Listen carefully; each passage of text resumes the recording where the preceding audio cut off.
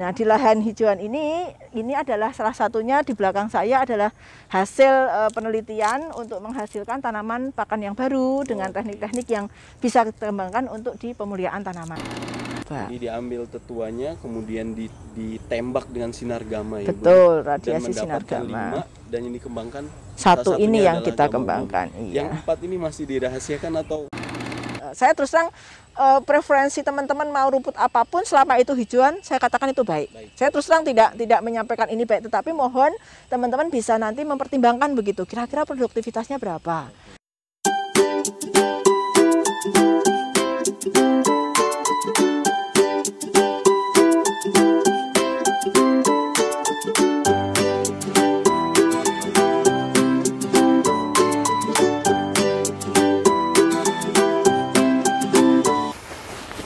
Halo, assalamualaikum warahmatullahi wabarakatuh. Teman-teman kandang budi luhur, kita ketemu lagi pagi hari ini. Alhamdulillah kita sekarang ada di Fakultas Peternakan. Nah, kita juga selalu ngucapin terima kasih buat teman-teman selalu nyimak video-video kita, konten-konten yang kita buat, semoga bermanfaat buat teman-teman semua. Kita juga berdoa semoga teman-teman selalu sehat ya, supaya teman-teman juga bisa terus beraktivitas, memberikan banyak manfaat buat orang-orang di sekitar teman-teman semua. Nah, teman-teman, spesial sekali pagi hari ini ya, kita berada, tadi di muka saya jelasin, kita ada di Fakultas Peternakan UGM. Tepatnya ini di lahan hijauan makanan ternak yang ada di Fakultas Peternakan UGM, sudah bersama dengan Ibu Nafiatul Umami. Teman-teman, dosen yang luar biasa, karya beliau ya, penemuan beliau sudah dikenal oleh banyak peternak di seluruh Indonesia. Nah, kita kenalan dulu langsung aja, Bu. Sehat Ibu? Alhamdulillah, Mas, sehat juga ya. Tim sip, alhamdulillah. Ibu, kenalan dulu Bu sama teman-teman kandang budi luhur di rumah. Oke, ya baik. Assalamualaikum warahmatullahi wabarakatuh. Rekan-rekan sekalian, peternak-peternak seluruh Indonesia ya yang ikut di channel ini. Perkenalkan, saya Bu Nafiatul Umami, Dr. Nafiatul Umami. Biasanya dipanggil, ada yang manggil Bu Nafi, juga ada yang manggil Bu Umami. Silahkan. Jadi ada yang manggil Bu Nafi, ada Bu Umami, tidak apa-apa, monggo. Saya staf pengajar di Fakultas Peternakan UGM. Dan saat ini di Laboratorium Hijauan Makanan Ternak dan Pastura. Jadi memang Laboratorium Hijauan Makanan Ternak itu laboratorium yang diberi amanah pengembangan keilmuan di bidang hijauan makanan ternak dan pengembangan pastura. Gitu Mas. Sehingga itu latar belakang saya dan tugas saya, dan alhamdulillah selama studi di S3 saya dari University of Miyazaki Jepang. Ya belajarnya ya rumput, belajarnya ya pakan gitu, sehingga ya harus saya kembangkan sekembalinya saya di Indonesia. Gitu. Jadi kita panggil Dokter Umami ya. Monggo. Teman-teman, saya juga ingat Bu, waktu saya juga pernah jadi murid Ibu gitu kan. Yang awal-awal mungkin yang Ibu kenalkan kepada kita waktu itu adalah kultur jaringan ya Bu. Betul. Salah satu pemikiran Ibu juga yang saya sampai hari ini juga sepakati, misalnya lahan-lahan pinggiran jalan tol Bu yang tidak produktif ya Bu ya. Betul. Yang Ibu pernah sampein ya, kita harus nemuin rumput yang bisa produktif. Betul. Jadi pemikiran beliau ini teman-teman memang benar-benar ingin memberikan yang terbaik ya Bu ya, buat seluruh masyarakat, buat seluruh peternak yang ada di Indonesia. Jadi teman-teman, kita udah kenalan. Nah, sekarang kita ada di mana ini Bu? Oke, betul. Ini kita di lahan penelitian hijauan makanan ternak dan pastura Fakultas Peternakan. Lahan ini memang betul, ini adalah demplot ya, demplot kita untuk penelitian di fakultas yang kaitannya dengan hijauan pakan. Jadi dikatakan betul Mas bahwa pengembangan pakan itu menjadi tanggung jawab kita ya, karena bagaimanapun juga Indonesia itu punya PR untuk mengembangkan, terutama untuk penyediaan pakan. Saat ini di Indonesia itu peneliti-peneliti yang hijauan pakan itu banyak. Salah satunya itu kalau punya dengar ya, Himpunan Ilmuwan Tanaman Tumbuhan Pakan Indonesia, HITPI. Ibu juga ketuanya. Oh ya, saya juga ketua di sana. Nah, betul, saya juga diberi amanah untuk bersama-sama di Himpunan Ilmuwan Tumbuhan Pakan HITPI. Itu adalah satu PR bersama-sama di organisasi itu untuk tadi mengembangkan hijauan pakan. Nah, di lahan hijauan ini ini adalah salah satunya di belakang saya adalah hasil penelitian untuk menghasilkan tanaman pakan yang baru dengan teknik-teknik yang bisa dikembangkan untuk di pemuliaan tanaman. Nah, di belakang ini salah satunya rumput yang merupakan hasil pemuliaan tanaman pakan dari rumput gajah lokal yang sudah kita kenal lama. Jadi rumput gajah yang diberikan perlakuan betul, khusus ya. Betul dalam Nah, pemuliaan. Teman-teman, kalau teman-teman sering mendengar ya, atau teman-teman udah nanam juga, ini adalah rumput Gama Umami ya, betul, biasa Bu. dikenal gitu. Ya. Sejarahnya gimana, Bu? Betul. Gama Umami ini kita dengerin teman-teman langsung dari penemunya. Baik. Monggo, Bu. Makasih Mas. Jadi ceritanya kalau kita mau pemuliaan tanaman itu kan metodenya banyak banget. Jadi kalau ternak itu dimuliakan, pemuliaan ternak ada ya, tapi pemuliaan tanaman pun juga ada.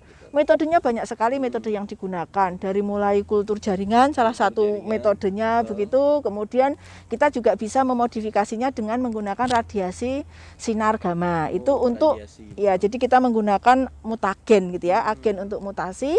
Nah, yang rumput Gama Umami ini salah satu hasil mutasi dengan radiasi sinar gamma. Jadi kita alhamdulillah di kebun nanti bisa dilihat tetuanya ini ada di sebelah sana ya, di pojok. Ada tetuanya, yang tetuanya itu rumput gajah lokal. Kalau rumput gajah lokal itu kan kita tahu tanamannya berbunga dan bisa berbiji. Tetapi bijinya itu kecil, kemampuan tumbuhnya kecil. Nah, di kebun kita yang sistem demplot ini terintegrasi, kita mengintegrasikan juga dengan lebah madu ya, dengan adanya lanceng dan seterusnya. Ternyata salah satunya adalah meningkatkan produktivitas biji dari tanaman. Lah, tetuanya ini, yang tetuanya rumput ini lokal itu kita dapatkan kemarin kok germinasinya lumayan baik. Rumput itu germinasi yang kita kemarin peroleh itu pas awal sekitar 40%. Itu sudah bagus untuk rumput, karena rumput itu kan memang susah ya untuk tumbuh. Nah, terus dari rumput itu kita coba bekerja sama dengan Badan Tenaga Atom Nasional Batan, dengan Pak Dr. Teguh Wahyono ya di Batan. Kemudian kita lakukan radiasi. Perlakuannya di Batan karena kita nggak punya instalasi di sini ya. Nah, kemudian dari radiasi itu kita lakukan proses seleksi dan seterusnya mengikuti proses pemuliaan. Kemudian kita mendapatkan waktu itu 5 galur ya, 5 galur istilahnya begitu, aksesi dari genotype hasil radiasi tersebut. Gitu. Nah, ini salah satunya adalah rumput aksesi ini, salah satu aksesi yang kita kembangkan begitu karena memiliki beberapa kelebihan-kelebihan yang menurut kita bisa nih kita gunakan sebagai pakan yang berkualitas gitu. Jadi awalnya tetuanya sendiri pun sudah memiliki kelebihan. Ya, lokal mungkin udah tahu ya, rumput gajah lokal kita itu kan sudah ya produksinya ya lumayan lah begitu, tetapi memang masih punya apa ya istilahnya kekurangan-kekurangan ataupun sesuatu yang bisa ditingkatkan. Nah, itu yang kemudian kita coba. Jadi diambil tetuanya, kemudian ditembak dengan sinar gamma ya. Betul, radiasi sinar gamma. Dan ini dikembangkan. Satu ini yang kita kembangkan. Iya. Yang 4 ini masih dirahasiakan atau buat dikembangkan juga? Sebetulnya sama ya, tapi kita tuh kan dalam proses seleksi gitu, kita kan mencari kelebihan tertentu karena hasil dengan radiasi gamma itu kan sifatnya acak. Entah nanti sifat keluar apa. Ternyata kalau di sinar gamma yang ini kan kelebihannya adalah high productivity dibanding tetuanya.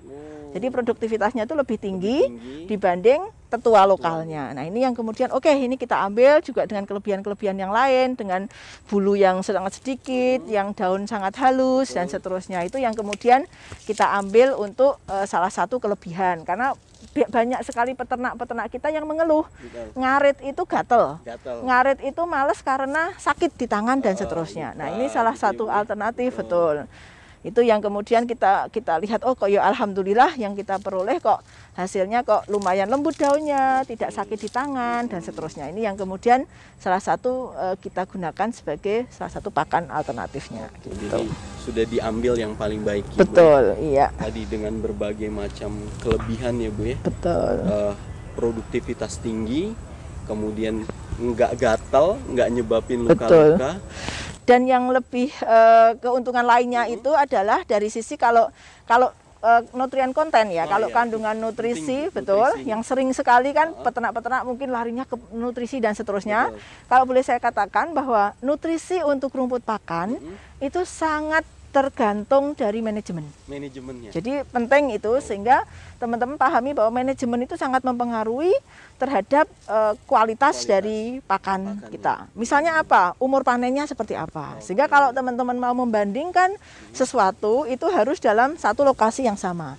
Oke, ini saya tanam di sini, tentu hasilnya akan berbeda kalau saya tanam mungkin di lokasi Bantul.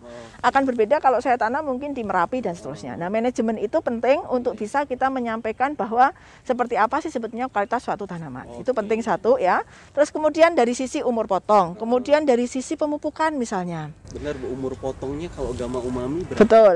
Ini umur di belakang kita ini adalah umur 60 hari. 60 hari setelah defoliasi ya. Jadi kita istilahnya umur potong ya. Jadi defoliasi pakannya ini defoliasi ini 60 hari. 60 hari ini kita potong biasanya untuk pakan harian. Pada saat ya sebetulnya sekali lagi kondisi umur potong itu juga sangat dipengaruhi oleh manajemen. Di lahan kami ini kan lahan terkontrol ya. Terkontrol itu maksudnya tanahnya juga subur, kemudian kondisi lahannya juga baik, sehingga ini membuat pertumbuhan tanaman juga baik. Tapi bisa jadi di lokasi yang lain itu juga akan memberikan hasil yang berbeda. Sekali lagi itu betul, karena bagaimanapun juga rumput itu sangat fluktuatif. Nanti berkait juga sampai ke kandungan proteinnya dan seterusnya. Sampai ke situ ya, sampai ke situ, sehingga nanti silahkan teman-teman kenapa kemudian kita mengambil manfaat dari rumput, tapi kita juga harus ngopeni rumput gitu ya. Jangan sampai rumput itu juga merana begitu, sehingga ternaknya untung, peternaknya untung, tanamannya pun juga harus untung gitu. Jadi ya, teman-teman nilai atau titik kritisnya tadi harus digarisbawahi balik lagi di manajemen ya, Bu ya. Betul. Jangan sampai teman-teman ngelihat ini tinggi banget usia 60 hari. Teman-teman tanam di rumah tapi dengan perawatan yang berbeda seadanya, teman-teman kemudian protes gitu ya. Jadi membandingkannya itu harus apple to apple ya, Bu. Iya, betul. Jadi itu teman-teman yang harus digarisbawahi bahwa manajemen itu penting. Betul. 60 hari sudah bisa dipanen, Bu. Iya, jadi segi nutrisi, Bu, tadi, Bu. Iya, betul. Jadi kalau si nutrisi, kalau di kami ya penelitian ini kan kita hasil kami di lahan kami kita mendapatkan protein itu antara 11 sampai 13,5%. 11 sampai 13,5% ya. Itu ya bervariasi ya, itu secara rata-rata begitu. Tapi ada juga yang sampai 14,5. Sekali lagi itu karena efek bisa jadi dia mengambil bagian tanamannya, umur panennya lebih muda dan seterusnya. Seperti itu menjadi pengaruh pemupukan dan seterusnya. Nah, yang menjadi penting lagi untuk di Gamma Umami ini adalah sebetulnya yang penting adalah sumber energinya. Jadi water soluble karbohidrat yang terkandung pada batang tanamannya. Riset kami masih berlanjut ya, karena kita juga meneliti bagaimana kandungan glukosa kontennya. Nah, glukosa konten ini yang sebetulnya penting sebagai sumber energi dalam rumput. Karena rumput itu adalah sebetulnya esensinya adalah sumber pakan, sumber energi. Karena juga penyedia serat ya untuk di ternak ruminansia. Nah, biasanya kami kalau mengaplikasikan untuk rumput ini sebagai sumber energi, sehingga evaluasi kami sekarang juga melihat bagaimana kandungan glukosa konten yang ada pada Gamma Umami, dan alhamdulillah hasilnya sangat tinggi ya. Dalam artian kita coba untuk bioetanol, hasilnya bioetanolnya ini bisa 2 kali lipat dibanding rumput lokalnya. Berarti kan tetuanya. Ini kan menggambarkan bahwa oh berarti kandungan water soluble karbohidratnya, karbohidrat mudah larutnya lebih tinggi. Dampaknya apa? Kita ujikan ke ternak. Oh, kita coba untuk ke ternak, kita nyoba menggunakan domba ekor tipis kemarin. Kita bandingkan dia dengan pakan-pakan Gamma Umami lokal, Gamma Umami lokal dan waktu itu odot. Nah, alhamdulillah hasil ADG ini dia paling tinggi begitu untuk domba. Untuk domba, sekali lagi domba, karena nanti efek pakan ke ternak yang lain pun bisa jadi akan berbeda. Kita nyobanya pada domba ekor tipis untuk ke pertumbuhan bobot badannya. Nah, ternyata kita lihat loh, kenapa nih kok ADG tinggi? Oh, ternyata salah satunya karena water soluble karbohidratnya yang tinggi. Gitu. Jadi kalau teman-teman peternak mungkin lebih sering dengarnya di TDN ya, Bu ya? Ya, betul. Total digestible nutriennya itu tinggi juga ya, Bu? Tinggi, karena juga water soluble karbohidratnya tersedia tinggi gitu. Oke, istimewa sekali. Artinya rumput ini pun buat perah juga bagus ya, Bu? Saya rasa pada dasarnya kalau hijauan pakan untuk perah itu bagus. Tetapi memang saya belum pernah mengevaluasi ya data real berapa hasil kinerja pada ternak perah seperti apa itu saya belum tahu gitu. Karena saya kalau baik, oke, menurut saya baik karena bagaimanapun juga ini kan nanti dibutuhkan ya untuk perlemahan susu. Betul. Dan ini kenapa? Karena sangat perlu dilihat lagi, mungkin kalau nanti bisa dibandingkan dijejerkan dengan rumput-rumput yang lain, warna hijau daunnya klorofilnya itu sangat tinggi. Jadi warna dark hijaunya itu karena klorofil kontennya tinggi, sehingga provitamin yang tersedia pun juga menjadi lebih tinggi dengan kandungan yang ada tersebut. Nah, provitamin itu kan yang dibutuhkan untuk aktivitas-aktivitas produktivitas bagi ternak kita. Oke. Gitu. Siap. Itu seputar nutrisi ya, Bu, ya. Jadi proteinnya teman-teman tadi sekitar 11 sampai 13,5, ada juga di tempat lain 14,5 ya, Bu. Betul. Ya? Bahkan sampai segitu, terus juga total glukosa terlarut ya, Bu ya. Yeah. Juga tinggi, jadi istimewa sekali. Bu, tadi misalnya gamma umami, kemudian tadi Bu juga nyebutin rumput odot gitu ya. Terus ada juga rumput gajah sebagai tetuanya, sebagai rumput lokal. Yang mana yang Ibu rekomendasikan sebenarnya, Bu, untuk teman-teman peternak di rumah? Kadang kan misalnya ada yang lebih memilih, saya nanam odot aja biar dia, karena dia pendek-pendek. Betul. Biar dia terkontrol lah. Ya. Kalau ada bangunan di tengah-tengah ya masih bisa dilihat. Gitu. Nah, mungkin pertimbangan apa yang sebenarnya harus kita perhatikan ketika kita memilih jenis hijauan makanan ternak? Yeah, betul Mas, pertanyaan yang sangat bagus. Ini butuh ya diedukasi, diketahui oleh teman-teman semua bahwa odot itu bagus. Jadi bagus dia dari sisi nutrisi, dari pencernaan juga bagus. Kalau saya menyarankan peternak, kita juga perlu melihat bagaimana dengan produktivitas. Misalnya nih, saya punya ternak sapi. Ya, sapi 300 kg gitu. Per hari minimal saya butuh berapa? 10% berat badan misalnya gitu ya. Berarti kan saya butuh 30 kg begitu. Nah, kira-kira kalau itu saya menggunakan odot, berapa luasan areal yang saya butuhkan untuk odot tersebut? Ini penting diperhatikan. Nah, seandainya saya memilih dengan model-model yang tol gitu ya, yang lebih tinggi begitu, kira-kira produktivitasnya menjadi berapa? Itu yang perlu diperhatikan. Jadi keberuntukan itu juga yang perlu diperhatikan. Sehingga karena apa? Apalagi kalau peternak-peternak di Jawa Tengah ya, atau di Jawa lah ya, dengan areal yang sangat terbatas, maka luasan areal itu penting untuk menjadi pertimbangan kita juga. Sehingga itu salah satu menjadi pertimbangan. Kedua, kemudian perlu juga dilihat bagaimana dengan kondisi tanah. Karena tanah itu jelas tempat survive-nya tanaman. Bagi lokasi-lokasi yang relatif kering gitu ya, itu juga perlu diperhatikan kira-kira odot bertahan nggak dengan lokasi kering, itu penting. Nah, kemarin kita mencoba ini di daerah Gunung Kidul, kita coba di daerah Karangmojo dan juga kita coba di daerah Wonosari begitu. Kita mau melihat survive tanaman dalam kondisi kering, itu penting. Jadi kadang-kadang banyak tanaman-tanaman di musim kering, musim kering itu mesti produktivitasnya akan rendah. Tapi minimal bisa bertahan melalui musim kering, kemudian nanti dia bisa survive, hujan kemudian bisa tumbuh lagi, atau musim kering produktivitasnya agak menurun, itu tidak masalah.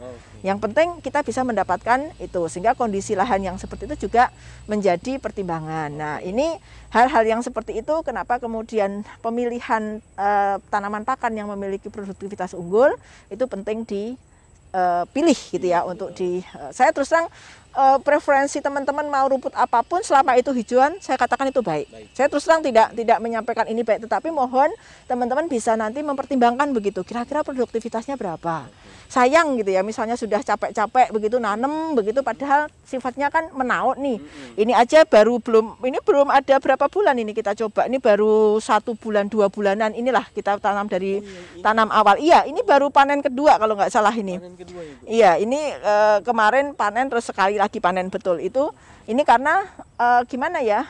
Khawatirnya itu sudah capek-capek mengeluarkan tenaga, tapi kemudian ternyata produktivitasnya terbatas, kan sayang. Lebih baik dari awal mencoba memilih mana yang diminati, dan sekali lagi semua tanaman itu manfaat begitu untuk ternak. Yang penting sediakan lahan sebagai bank pakan untuk tanaman pakan kita. Gitu. Bijak sekali ya, kalau ngomong sama dosen tuh gini teman-teman. Pilih yang terbaik tapi tetap perhatikan produktivitas dengan luasan lahan kita miliki. Kemudian yang kedua, kondisi lahan tadi penting banget Ibu ya. Jangan dipaksain lahan nggak ada air, tanamin odot juga. Betul, mesti produksinya akan rendah, betul. Karena odot, betul, penting itu Mas untuk Oke, Bu, setelah tadi memilih, oke, kita serahkan ke teman-teman nih. Saya juga pengen tahu sebenarnya, tadi kita udah bahas kan usia panen itu, kalau sekarang kan ini 60 udah bisa dipanen sebenarnya. Betul. Ya. Nah, sebenarnya nutrisi ternak itu nutrisi hijauan makanan ternak itu sedang tinggi-tingginya itu di usia berapa, Bu? Betul. Atau pada kondisi apa? Pertanyaan yang setiap bagus. rumput pun itu bisa dipanen dalam waktu yang tepat. Betul. Nah, ini yang ketiga ya. Tadi selain memikirkan itu, manajemen selanjutnya yang penting adalah waktu pemanenan. Ya, sering kita tahu ya bahwa kita mencari tanaman pakan tentunya yang nutrisinya itu bagus. Tapi ternyata sifat tanaman pakan ini hampir semua tropical grass ya, semua rumput tropik begitu. Begitu posisinya itu sudah mulai berbunga, maka di situ akan terjadi penurunan nutrisi. Ya, dari sisi adalah protein kasarnya menurun, serat kasarnya naik, sehingga kecernaannya itu turun. Kecernaan itu anggapannya seperti misalnya saya punya makanan, saya masukkan 1 kilo, keluarnya berapa? Oh, keluarnya kok 9 on, berarti yang masuk ke tubuh cuma 1, itu ya kecernaan gitu ya, sehingga itu menjadi satu penting untuk kita perhatikan. Pada saat menjelang berbunga, dia berbunga, nutrisinya itu turun. Nah, ini yang kemudian dari sisi hijauan itu merugikan. Rugi dalam artian, wah, misal nih kita punya tanaman, baru kita tanam berapa hari gitu ya, produktivitasnya belum maksimal sudah berbunga. Nah, ini berarti kan nutrisinya sudah langsung drop ini. Nah, akan lebih baik memilih tanaman itu jika untuk hijauan pakan dengan dia tidak berbunga atau masa pembungaan itu lama, itu menguntungkan karena nutrisinya akan lebih tersedia begitu. Nah, ini salah satu juga yang kita perlu perhatikan pada saat memilih hijauan pakan dan waktu yang tepat pada saat teman-teman akan melakukan pemanenan. Gitu. Jadi pada saat hijauan itu sebelum berbunga ya. Betul, menjelang berbunga. Itu yang paling tepat buat memanen. Iya, betul. Nah, biar kita tidak terlalu muda juga gimana, Bu? Betul. Karena kan nggak sabar gitu. Iya. Ini kan nggak bunga-bunga gitu ya. Nah, batas bawahnya juga di usia berapa sebenarnya? Nah, sebetulnya menjelang berbunga itu tidak harus menunggu ya. Misalnya ini ya, gama umami nih. Ini sampai 90 hari pun belum berbunga ya. Nanti kalau dilihat gitu ya, ini kondisinya sedang ambruk karena hujan, karena kita gunakan hujan deras ya. Ini kan mau dipakai untuk bibit sehingga memang umur kita tuakan. Tapi dia berbunga. Tapi kemudian apakah ini harus berarti belum dipanen kan gitu ya? Tidak harus begitu. Jadi teman-teman bisa memperhatikan bahwa untuk bisa mendapatkan proporsi biomasa kira-kira berapa sih yang harus saya dapatkan gitu, itu adalah ideal, itu sudah bisa dipanen. Jadi tidak mesti harus menjadi patokan menjelang berbunga, itu adalah batas akhir gitu ya yang untuk bisa kita ambil. Nah, biasanya waktu panen tepatnya itu adalah kita bisa melihat proporsi dari tanaman, misal hijauannya, kemudian batangnya, itu sudah kira-kira proporsinya sudah seimbang. Itu penting untuk kita gunakan untuk waktu pemotongan.